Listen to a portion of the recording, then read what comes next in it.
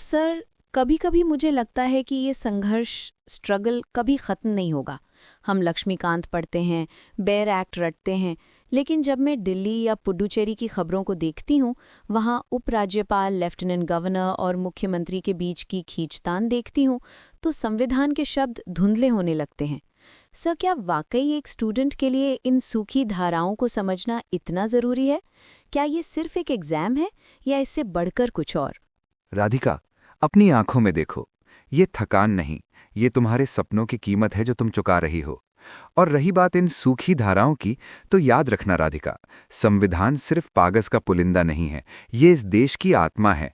आज हम जिस चैप्टर को पढ़ने जा रहे हैं, भाग 8, संघ राज्य क्षेत्र यानी यूनियन टेरिटरीज, ये केवल आर्टिकल्स नहीं है, ये कहानी है उस भरोसे की जो केंद्र सरकार अपने छोटे क्षेत्रों पर रखती है। ये कहानी है दिल्ली की गद्दी की, ये कहानी है अंडमान के समंदर की। अगर तुमने आज इस क्लास को दिल से महसूस कर लिया, तो यूपीएससी हो या स्टेट पीसीएस, कोई भी एग्जामिनर तुम्हें हरा नहीं पाएगा। क्या तुम तैयार हो संविधान के उन पन्नों को जीने के लिए जहां भारत की असली प्रशासनिक ताकत छिपी है? जी सर, मैं तैयार हूँ। मुझे सिर्फ पास नहीं होना, मुझे इस टॉपिक को अपनी रगों में उतारना है। चलिए शुरू करते हैं भाग 8 का ये सफ़र। बहुत बढ़िया। तो चलो द फाउंडेशन, आखिर क्यों है ये यूटीज? सबसे पहले नींव रखते हैं। देखो राधिका, भारत में दो तरह के इलाके होते हैं। एक होते हैं राज्य यानी कि स्टेट्स, जो अपने घर के बड़े बेटे जैसे होते हैं। उन्हें अपनी सरकार चलाने की आज़ादी है, उनके पास केंद्र और राज्य के बीच शक्तियों का बंटवारा है। लेकिन कुछ इलाके ऐसे हैं जो या तो बहुत छोटे हैं, या सांस्कृतिक रूप से बहुत अलग हैं, या फिर रणनीतिक रूप से इतने महत्वपूर्ण हैं कि केंद्र सरकार उन्हें अकेला नहीं छोड़ सकती।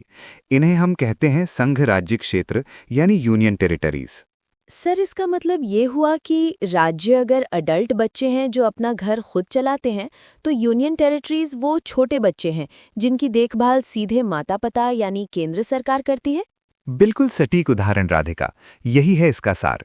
संविधान के भाग 8 में अनुच्छेद 239 से 242 तक हम इन्हीं लाडले बच्चों यानी केंद्र शासित प्रदेशों के प्रशासन के बारे में पढ़ते हैं। तुम्हें पता है, 1956 में जब 7वां संविधान संशोधन यानी 7th कॉन्स्टिट्यूशनल अमेंडमेंट एक्ट आया था, तब केंद्र शासित प्रदेश शब्द का जन्म हुआ था। उससे पहले इन्हें पार्ट सी और पार्ट डी स्टेट्स कहा जाता था। अब हम सीधा वार करेंगे आर्टिकल 239 पर, जो इस पूरी कहानी का हीरो है। ध्यान से सुनना राधिका, और जो स्टूडेंट हमें देख रहे हैं वो भी नोट कर लें। अनुच्छेद 239 एक साफ शब्दों में कहता है कि संघ राज्य क्षेत्रों का प्रशासन सीधे राष्ट्रपति द्वारा चलाया जाएगा। लेकिन क्या राष्ट्रपति खुद जाकर वहां फाइल साइन करेंगे? नहीं, वो अपने एक एजेंट को नियुक्त करते हैं। सर, इसी एजेंट को हम अलग-अलग नामों से जानते हैं ना? कहीं पर प्रशासक और कहीं पर उपराज्यपाल।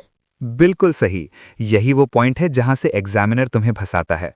आर्टिकल 239(1) कहता है कि राष्ट्रपति जहां तक वह उचित समझे एक प्रशासक के माध्यम से शासन चलाएंगे।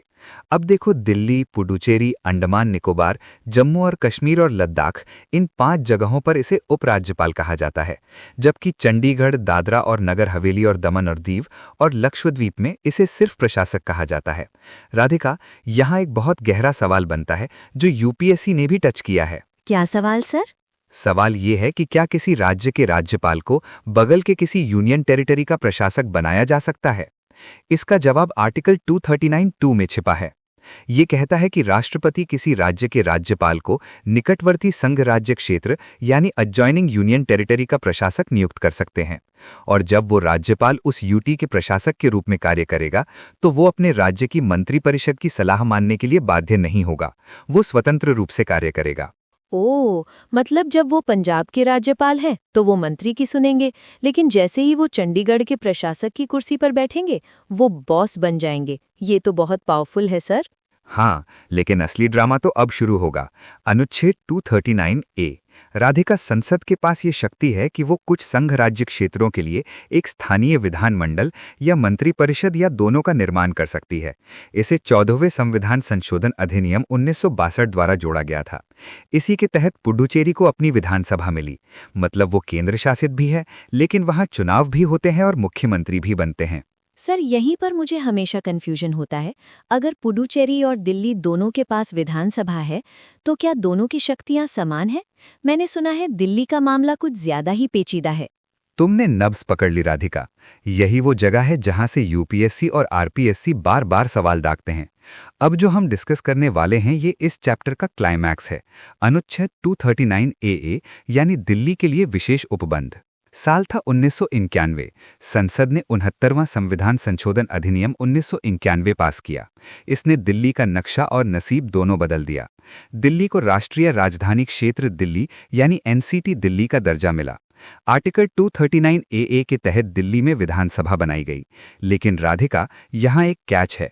दिल्ली की विधानसभा राज्य सूची, स्टेट लिस्ट और समवर्ती सूची कंकरेंट लिस्ट के सभी विषयों पर कानून बना सकती है, सिवाय 3 चीजों के। सर मुझे पता है, वो 3 चीजें हैं लोक व्यवस्था, पुलिस और भूमि। सही कहा ना मैंने? 100% सही। और यही प्रश्न यूपीएससी प्रीलिम्स 2020 में और एसएससी सीजीएल 2019 में घुमा फिरा कर पूछा गया था।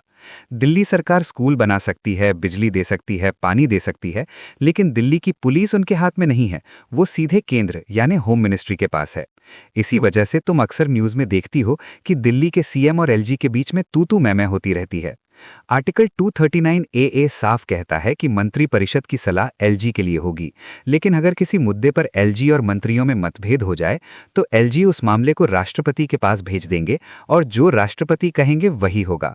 मतलब आखिरी चाबी केंद्र के पास ही है। सर ये सब कॉन्सेप्ट तो समझ आ रहे हैं, लेकिन जब मैं भारत के नक्शे पर इन केंद्र शासित प्रदेशों की लोकेशन और उनकी सीमाओं यानी बाउंड्रीज को देखती हूँ तो सब मिक्स हो जाता है। मुझे ये याद नहीं रहता कि दादरा और नगर हवेली कहाँ है और दमन और दीव कहाँ है, और पुडुचेरी तो 3 राज्यों में फैला है।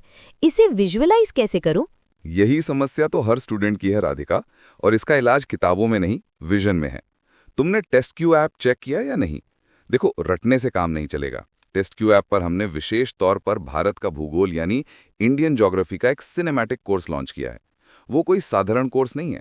जब तुम उसे देखोगी तो तुम्हें लगेगा कि तुम खुद हेलीकॉप्टर में बैठकर भारत का चक्कर लगा रही हो।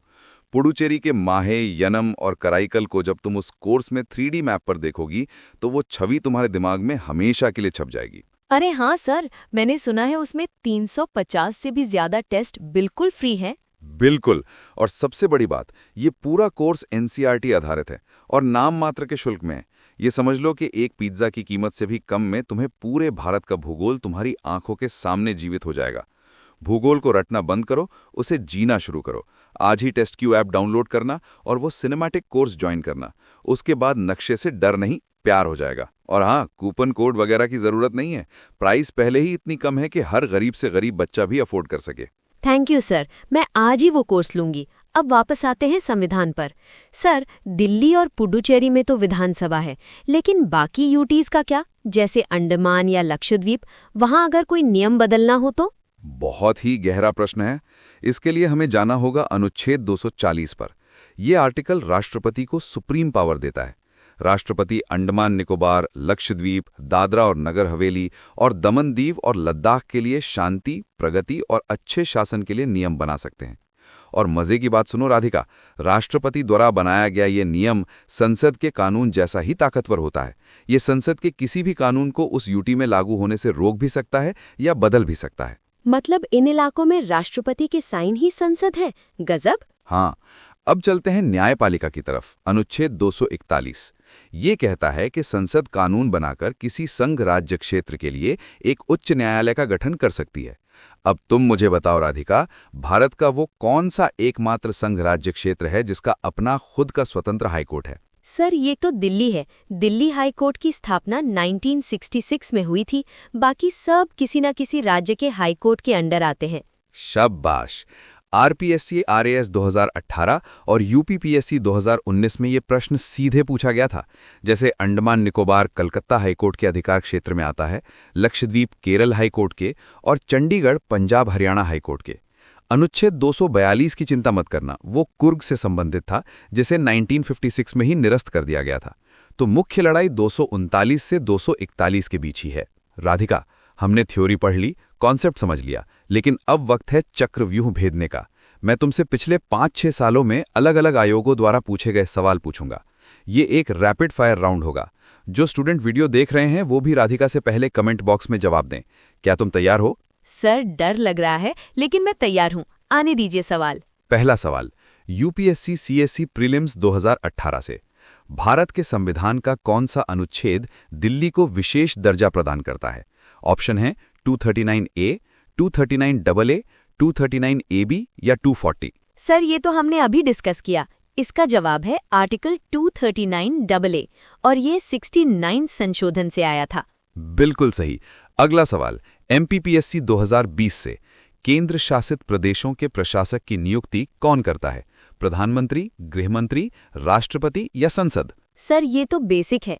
आर्टिकल 239(1) के तहत राष्ट्रपति करते हैं। बहुत अच्छे। अब थोड़ा कठिन सवाल यूपी आरओ मेंस 2017 का प्रश्न है। किस संविधान संशोधन द्वारा दिल्ली और पुडुचेरी की विधानसभा के सदस्यों को राष्ट्रपति के निर्वाचक मंडल में शामिल किया गया? सोचकर जवाब देना। सर राष्ट्रपति के चुनाव में सिर्फ चुने हुए लोग वोट डालते हैं। दिल्ली और पुडुचेरी को ये हक, हाँ याद आया, 70वां संविधान संशोधन 1992। सही है ना सर? अद्भुत राधिका, मान गए। अधिकतर बच्चे इसमें 69 संशोधन करके आते हैं, लेकिन 69 से विधानसभा बनी थी और 70th से उन्हें राष्ट्रपति चुनाव में वोट डालने का हक मिला। बहुत ही बारीक अंतर है। चलो एक और सवाल एसएससी सीपीओ 2019 से किस अनुच्छेद के तहत राष्ट्रपति अंडमान और निकोबार द्वीप समूह के लिए नियम यानी रेगुलेशन बना सकते हैं? सर ये आर्टिकल 240 है, जहां राष्ट्रपति शांति और सुशासन के लिए नियम बनाते हैं। लाजवाब। और आखिरी सवाल आरपीएससी स्कूल लेक्चरर 2022 से पुडुचेरी संघ राज्य क्षेत्र का विस्तार किन राज्यों में पाया जाता है? सर ये टेस्ट क्यू ऐप के भूगोल वाले कोर्स की याद दिला रहा है। पुडुचेरी 3 राज्यों में है, तमिलनाडु, पुडुचेरी और कराईकल, केरल, माहे और आंध्र प्रदेश यनम। परफेक्ट राधिका, आज तुमने साबित कर दिया कि अगर कॉन्सेप्ट क्लियर हो तो सवाल चाहे यूपीएससी का हो या एसएससी का, वो सिर्फ एक औपचारिकता भर रह जाता है। जी सर। तो मिलते हैं अगली क्लास में एक और धमाकेदार चैप्टर के साथ। तब तक के लिए टेस्ट क्यू ऐप डाउनलोड कर लो, भूगोल को मजबूत करो और पढ़ते रहो। जय हिंद, जय भारत।